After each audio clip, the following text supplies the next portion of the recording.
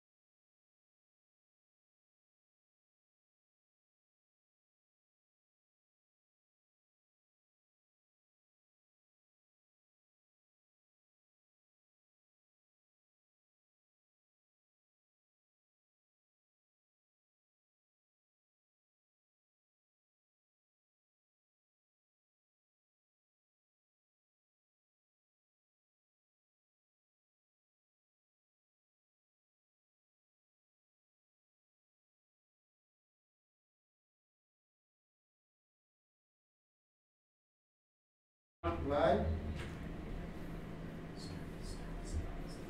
Hello, good morning dear students. कैसे हैं आप सब लोग?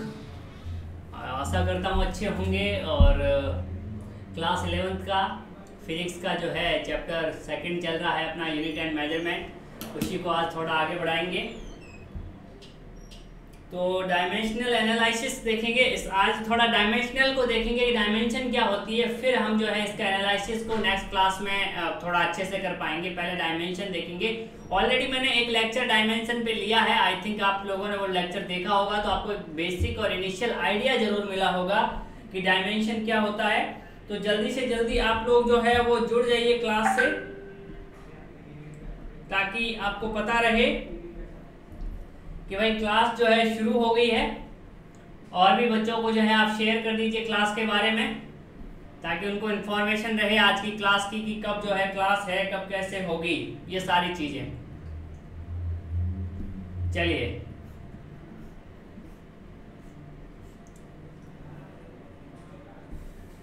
तो डायमेंशन के बारे में आज जो है हम अध्ययन करने वाले हैं बच्चों। जल्दी से जल्दी आप जो है जुड़ जाइए कि डायमेंशन क्या होता है, कैसे होता है, ये सारी चीजें हम देखने वाले हैं।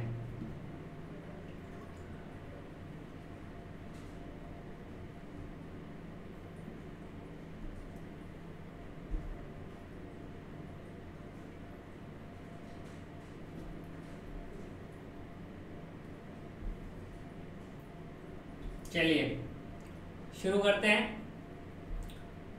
Dimension of a physical quantity हम देखेंगे बच्चों कि एक फिजिकल क्वांटिटी की डायमेंशन क्या क्या होती है और उसको जो है कैसे हम फाइंड आउट करते हैं।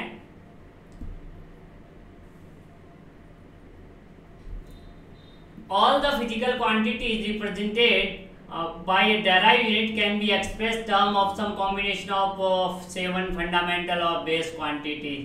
सारी जितनी भी डेराइव क्वांटिटीज है बच्चों, उनको जो है हम एक फंडामेंटल क्वांटिटी या बेस क्वांटिटी जिनको कहते हैं, जो 7 जो मेन क्वांटिटीज होती है, उनके टर्म में हम जो है उनको रिप्रेजेंट कर सकते हैं, डिनोट कर सकते हैं, बता सकते हैं। ये हमने किया है पिछली कई क्लासों के अंदर कि कोई भी डेराइव क्वांटिटी को फंडामेंटल क्वांटिटी के अंदर बदला जा सकता है। एनसीईआरटी के अंदर पेज नंबर आई थिंक 32 पे आपको डायमेंशन का पूरा ये पार्ट मिलेगा, तो वहां से आप इसको रिलेट कर सकते हो बच्चों।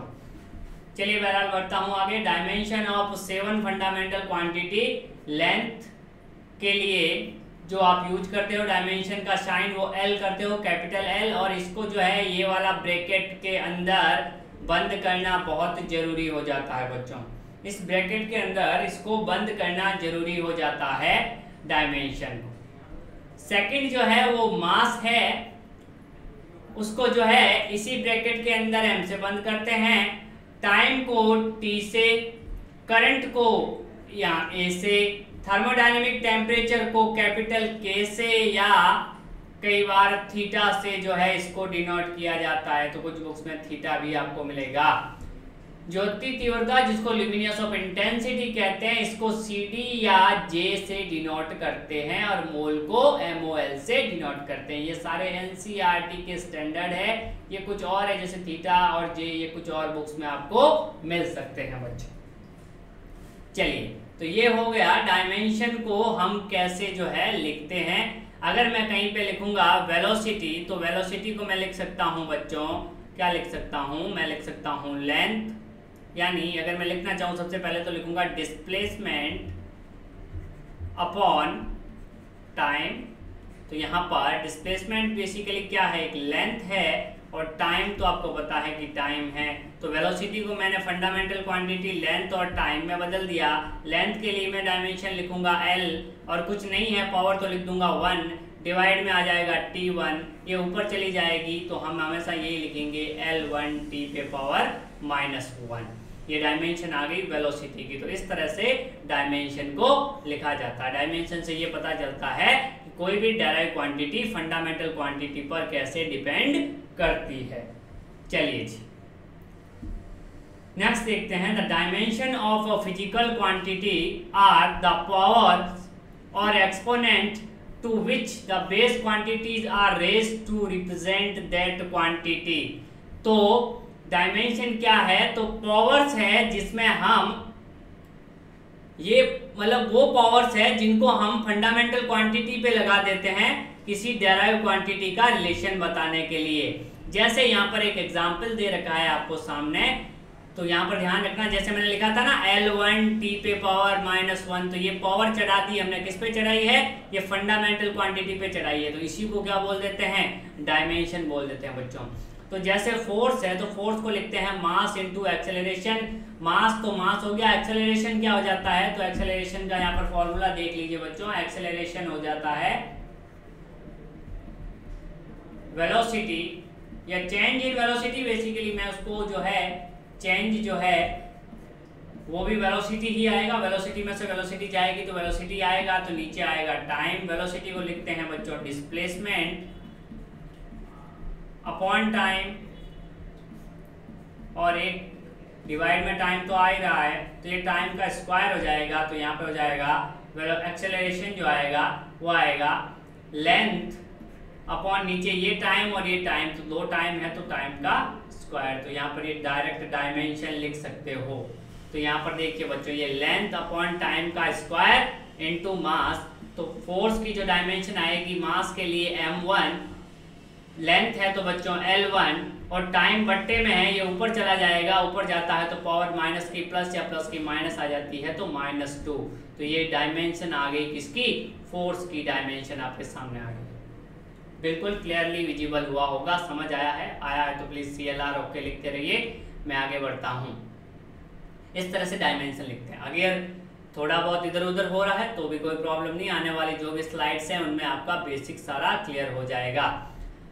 अब थोड़ी और बात करते हैं, ये भी आपकी बुक में अच्छे से दे रखा है, dimension formula and dimensional equation क्या होती है। तो डायमेंशनल फॉर्मूला क्या होता है, the expression which show how and which of the base quantities represent the dimension of physical quantity is called dimensional formula of a given physical quantity। कुछ नहीं है, जैसे आपको दे दे वेलोसिटी, वेलोसिटी का डायमेंशनल फॉर्मूला क्या होगा, तो आप डायरेक्ट लिख दोगे L1 t पे पावर -1। ऐसे कैसे आपको दे दे वॉल्यूम, तो वॉल्यूम का डायमेंशनल फॉर्मूला क्या लिखोगे, L3, या आप ये भी लिख सकते हो m0 L3 t पे पावर 0।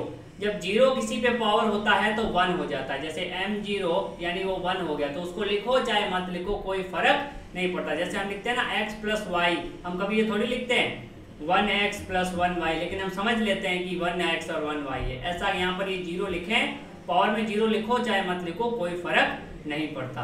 डायमेंशनल इक्वेशन क्या होता है कि अगर मुझे वेलोसिटी लिखना तो मैं इधर लिखूंगा ऐसे v, और अगर मैं ये इक्वलिटी का साइन बना के यहाँ पे लिख दूं L1 t पे पावर -1, तो ये क्या हो जाएगा बच्चों, ये आपका जो है इक्वेशन बन जाएगा। क्या बन जाएगा, इक्वेशन बन जाएगा ये वाला। जब इक्वलिटी का साइन आ जाएगा तब तो बन जाएगा इक्वेशन। जैसे वॉल्यूम है तो कैपिटल V, इसको मैं लिख सकता हूँ L3, और ये ऐसे ब्रैकेट में बंद करना बहुत जरूरी है डायमेंशन के लिए, स्टैंडर्ड है बच्चों। तो ये तो हो गई इक्वेशन, और अगर डायरेक्ट लिख रहा हूं तो हो गया फॉर्मूला। इक्वेशन मतलब दोनों साइड से इक्वलिटी का साइन जो है वो आता है। चलिए बच्चों नेक्स्ट देखते हैं, अगर कोई डाउट है तो बताते रहना। अब कुछ आपको बेसिक मैथ्स के बारे में आइडिया देना बहुत जरूरी है। मैथमेटिकल जो इक्वेशंस है उनके बारे में आइडिया देना आप लोगों को बहुत ही जरूरी है। तो बेसिक मैथ्स का पार्ट 1 मैं यहाँ करवा रहा हूँ बच्चों। बेसिक मैथ्स का पार्ट 1 जो है आपको यहाँ पर करवा रहा हूँ। ऐसे ऐसे मैं कुछ पार्ट आपको करवाने वाला हूँ। इससे क्या होगा कि आपकी जो फिजिक्स के अंदर मैथ्स है वो आपकी थोड़ी अच्छी हो जाएगी।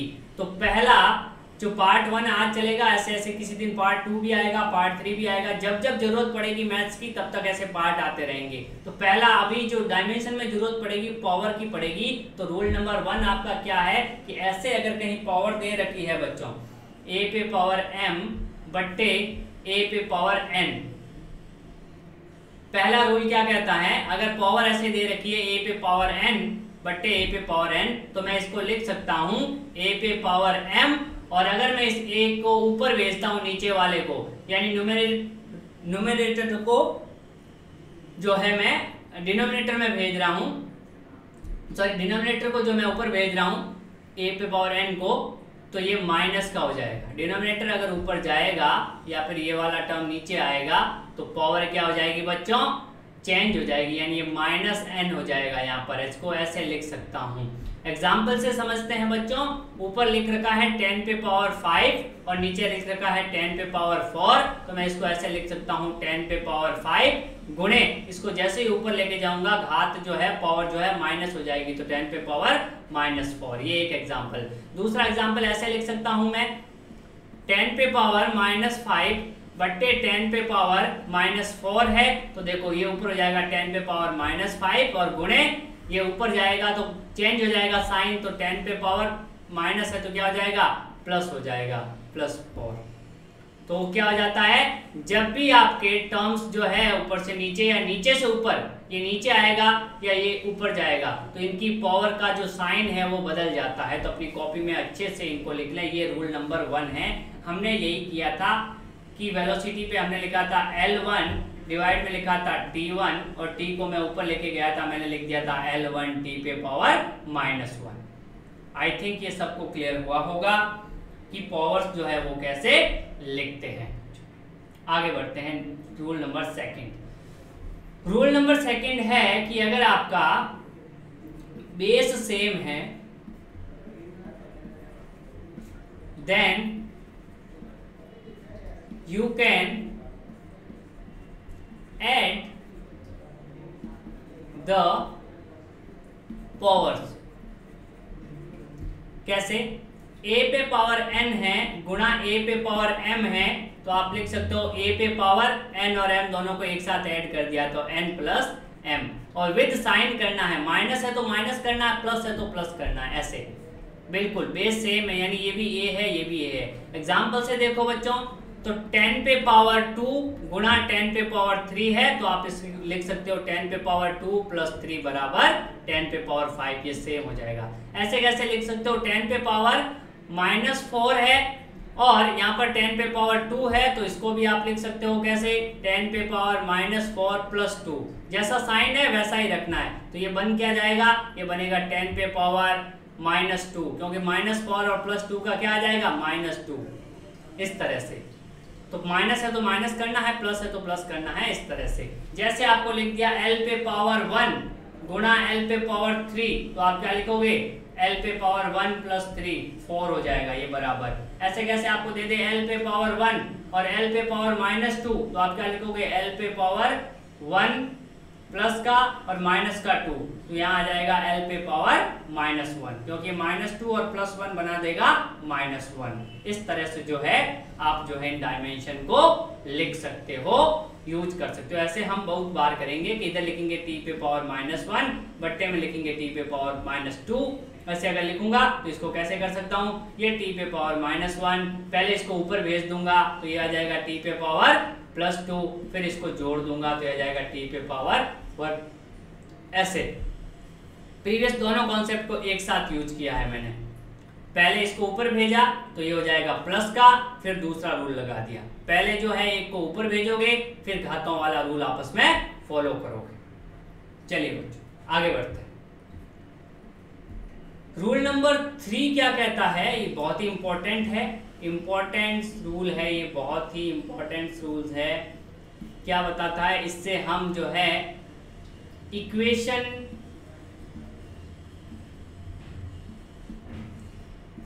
फॉर्म करते हैं, इक्वेशन फॉर्म करते हैं और अननोन को क्या करते हैं, फाइंड आउट करते हैं। इक्वेशन फॉर्म करके अननोन को फाइंड आउट करते हैं। देखिए कैसे होता है। यहां पर आपके पास जैसे मैंने एक पावर दे दिया m1 L² t पे पावर -2 इक्वल्स टू दे दिया m पे पावर a L पे पावर b t पे पावर c, और मुझे कोई कह दे कि बताओ a b c क्या है, find a b and c।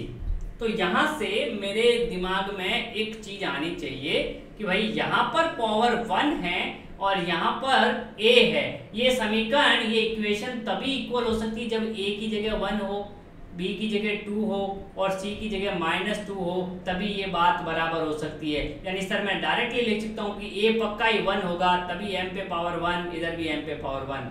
b sir पक्का ही जो है 2 होगा, तभी यहाँ पर b पे पावर 2, यहाँ पे l पे पावर 2, क्योंकि सॉरी यहाँ पर m पे पावर 1 तो यहाँ पर m पे पावर 1, या l पे पावर 2 तो यहाँ पर भी l पे पावर 2, यानी b 2 होगा और c सर पक्का -2 होगा, तभी यहाँ पर पावर -2 आएगी और यहाँ पर भी -2 आएगी। तो यहाँ से डायरेक्टली आप a b c निकाल सकते हो। जब मैं डायमेंशनल एनालिसिस को बताऊंगा तो इन फॉर्मूला का यूज करके बताऊंगा कि कैसे जो है आप डायमेंशन को निकाल सकते हो, फाइंड आउट कर सकते हो। ये सारी चीजें आपको तब ज्यादा क्लियर होगी। एक और एग्जांपल देते हैं और आपको थोड़ा और अच्छा फील करवाते हैं। जैसे आपको दे दिया m पे पावर 1, l पे पावर 0 और t पे पावर -2, बराबर आपको दे दिया m पे power a plus b, l पे पावर c प्लस d और t पे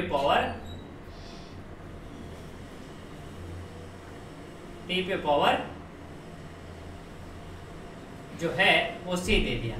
तो अब इस इक्वेशन को अगर आपको इक्वलेट करना है तो आप कैसे करोगे? सर इधर 1 है, इसका मतलब क्या होना चाहिए कि यहाँ पर a प्लस बी की वैल्यू 1 होनी चाहिए। तो a प्लस बी बराबर 1 होना चाहिए सर, क्योंकि यहाँ पर m पे पावर 1 है सर, तो यहाँ पर a प्लस बी को 1 होगा तभी ये पॉसिबल है। सर यहाँ 0 है तो c प्लस a 0 होना चाहिए सर, c प्लस a बराबर 0 होना चाहिए, क्योंकि सर यहाँ पर l पे पावर c प्लस a है और यहाँ 0 है, ये तभी पॉसिबल है। सर यहाँ c है तो ये c बराबर -2 होना चाहिए सर। अब मैं क्या करूंगा सर, c की वैल्यू यहाँ रखूंगा तो a निकल जाएगा, a की वैल्यू यहाँ रखूंगा तो b निकल जाएगा। तो ऐसे इक्वेशन हम आगे बनाने वाले हैं बच्चों। जब एनालिसिस को अच्छे से स्टडी करेंगे तो ये वाला कॉन्सेप्ट बहुत ज़्यादा यूज आएगा बेसिक मैथ्स का। तो इसको आप बहुत अच्छे से देखें, क्योंकि जो मंडे की क्लास होगी वो आपकी इस पे बेस्ड होगी। बहुत ही ज़्यादा ये कॉन्सेप्ट यूज आने वाला है। और एक एग्जांपल करके थोड़ा और अच्छे से बता देता हूं। जैसे यहां पर एक और इक्वेशन लेता हूं, m पे पावर 0। अगर कोई ऐसे आपके पास इक्वेशन दे रखी हो बच्चों, यहां पर t पे पावर 2 इक्वल टू लिख रखा है m पे पावर a, l पे पावर b और t पे पावर c। सर अब क्या करूं सर, यहां तो कुछ है ही नहीं, यहाँ तो सर कुछ है ही नहीं, या m है या l है। तो मैंने कहा जब कुछ नहीं हो तो आपको क्या कर देना है, इधर मान लेना है कि m पे पावर 0 है, l पे पावर 0 है, t पे पावर 2 है। ये बात वही होगी सर, ये जब 0 होता है तो 1 हो जाता है, तो वैसे कुछ फर्क पड़ने वाला नहीं है। इससे यहाँ पर पता क्या चल जाएगा, या m या l b या t पे पावर c। अब देखिए सर ये a 0 है, हाँ 0 है क्योंकि कुछ है नहीं। सर b भी 0 है, 0 है क्योंकि यहाँ पे पावर 0 है, यहाँ 0 है, यहाँ 0 होगी, यहाँ 0 होगी। सर c जो है वो 2 है, बिल्कुल सही है। ऐसे भी हम कई बार करेंगे, जब इधर कोई टर्म नहीं है तो उस पे इधर वाली टर्म का 0 पावर बना देते हैं। इधर कोई टर्म दे रखा है जैसे m l t c कुछ भी दे रखा है और इधर वो टर्म दिखे नहीं तो उस पे पावर 0 करके इधर भी वो टर्म हम बना लेते हैं। ये भी बहुत इंपॉर्टेंट है, कई बार ये काम आएगा कि इधर कुछ टर्म्स होगी बच्चों और इधर टर्म्स नहीं होगी, तो हम क्या करेंगे, इधर टर्म में 0 पावर वाली टर्म लिख के इक्वेशन को सॉल्व कर लेंगे। आई थिंक ये बात सबको जो है अच्छे से क्लियर हुई होगी, समझ में आई होगी कि कैसे हम जो है डायमेंशन को यूज करते हैं बच्चों। तो यहाँ पर कुछ एग्जाम्पल्स हैं, वो मैं आपको जल्दी से जल्दी तीनों के कॉम्बिनेशन से बताता हूं कि कौन कौन से एग्जाम्पल जो है हम करने वाले हैं। तो देखिए बच्चों, पहला m पे पावर, चलिए मैं थोड़ा सा बेसिक हो जाता हूं, डायमेंशन के कुछ एग्जाम्पल आपको बता देता हूं। यस, अब यहां पर dimension of some physical quantities हम फाइंड आउट कर रहे हैं। Dimension of some physical quantities. अब सारे रूल्स वगैरह हमने पढ़ लिए हैं तो अच्छे से कर सकते हैं। अभी मैंने क्या लिखा था, वेलोसिटी लिखा था तो डायमेंशन को निकालने का वो तो मैंने आपको जनरल तरीका बताया था कि कैसे करते हैं। जो ट्रिक क्या है जो आज तक हम जो यूज करते हैं वो सबसे पहला है यूनिट को लिख दो, यूनिट के बाद डायरेक्टली डायमेंशन को लिख दो। सबसे पहला बात तो वेलोसिटी है तो इसका सबसे पहले लिख दो यूनिट। सर यूनिट हमें पता है वेलोसिटी का मीटर पर सेकंड होता है। सर मीटर जो है वो लेंथ को बताता है ना सर, तो डायमेंशन होगी L1। सर टाइम जो है सेकंड जो टाइम को बताता है सर, टाइम के लिए डायमेंशन आती है T1। सर आपने रूल बताया था कि L1 ऊपर लेके जाना है तो T जब ऊपर जाएगा तो -1 हो जाएगा, क्योंकि पावर ऊपर से नीचे आए नीचे से ऊपर आए चेंज कर लेती है। सर आपने बताया कि ब्रैकेट में बंद करना है, वेरी गुड, यही होगा। सर ऐसे कैसे फोर्स को सर आपने बताया था अभी, तो फोर्स होता है mass into acceleration, mass into acceleration. Mass के लिए सर केजी लिख दें, एक्सेलरेशन के लिए सर मीटर पर सेकंड स्क्वायर। तो ये तो सर यूनिट हो गई। यूनिट से डायमेंशन कैसे लिखेंगे, बिल्कुल सिंपल है। केजी क्या है, केजी मास है, तो मास के लिए सर m1 लिख दूं, बिल्कुल। सर ये m क्या है, m मीटर यानी लेंथ है, तो लेंथ के लिए L1 लिख दूं, लिख दो भाई। सर नीचे टाइम का स्क्वायर है तो t का स्क्वायर कर दूं, हाँ। सर सबको ऊपर लेके चला जाऊं, लेके चला जाओ भाई। जब इसको ऊपर लेके जाऊं सर तो ये हो जाएगा m1, ये हो जाएगा L1 और ये t ऊपर जाएगा तो t पे पावर -2 हो जाएगा, क्योंकि ऊपर गया। तो ये आ गई आपकी फोर्स की डायमेंशन, और इसको जो है ऐसे ब्रैकेट में बंद कर देते हैं। और देखिए बच्चों, और कुछ एग्जांपल देखिए।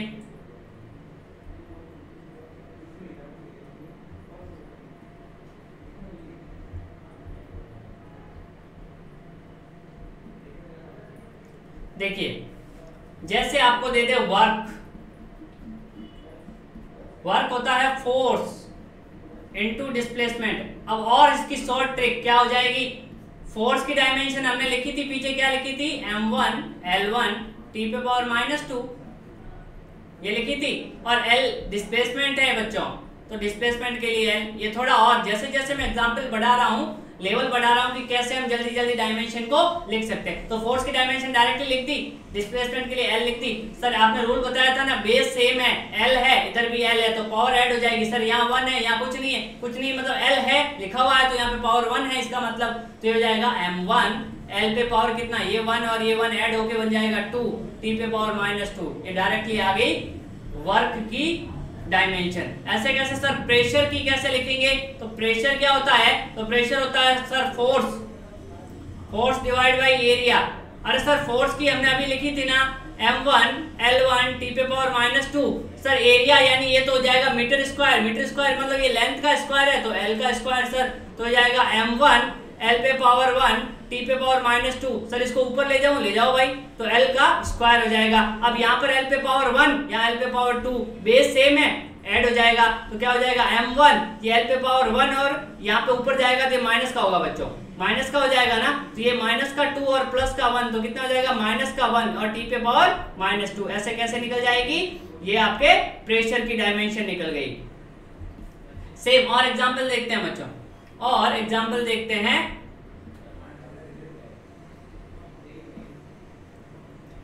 जैसे मोमेंटम, जैसे क्या करते हैं मोमेंटम, मोमेंटम क्या होता है, P इक्वल टू होता है m इंटू वी, यानी मोमेंटम को लिख सकते हैं आप मास इंटू वेलोसिटी। कुछ बात नहीं करनी है, बिल्कुल सीधा सिंपल कॉन्सेप्ट माइंड में रखना है। मास के लिए मुझे पता है m1 होती डायमेंशन, डायरेक्ट लिख दी मैंने, और वेलोसिटी की मुझे पता है L1 t पे पावर -1 होती है, दोनों को देख लिया, तो m1 L1 t पे पावर -1, ये किसकी आ गई, मोमेंटम की आ गई। धीरे धीरे जैसे जैसे मैं बढ़ रहा हूँ हर एक एग्जांपल में शॉर्टकट तरीका बताता जा रहा हूँ कैसे डायमेंशन को लिखा जाता है। ऐसे कैसे बहुत सारे ऐसे टर्म्स होते हैं, जैसे एक होता है एंगल, तो एंगल के लिए क्या आएगा, तो एंगल सर जो होता है उसका यूनिट तो रेडियन होता है, यूनिट क्या होता है, रेडियन होता है। सर डायमेंशन क्या होगी, तो यहां पंगा है, क्योंकि एंगल जो होता है वो होता है arc upon radius, arc upon radius. Arc भी एक तरह की लेंथ है और रेडियस भी एक तरह की लेंथ है, यानी L1 डिवाइड बाई L1, ये तो कैंसिल हो जाएगा, तो यहाँ पर कोई डायमेंशन नहीं होगी। यानी आप लिख सकते हो m0 L0 t पे पावर 0, या लिख सकते हो कोई डायमेंशन नहीं होगी। यानी एंगल एक ऐसी क्वांटिटी है, प्लेन एंगल जिसको बोलते हैं, जिसका यूनिट तो है पर उसकी कोई डायमेंशन नहीं है। कई बार ये कंपटीशन में पूछा गया कि इसकी यूनिट, अगर यूनिट नहीं है तब तो डायमेंशन होगी नहीं, यूनिट नहीं है तब तो डायमेंशन होगी नहीं। यानी दो सेम क्वांटिटी है, ऊपर भी डेंसिटी है और नीचे भी डेंसिटी है, तब तो वैसे भी यूनिट नहीं है, क्योंकि जो यूनिट ऊपर आएगी वो यूनिट ही नीचे आएगी। तो अगर नो यूनिट नो डायमेंशन, ये ध्यान रखना।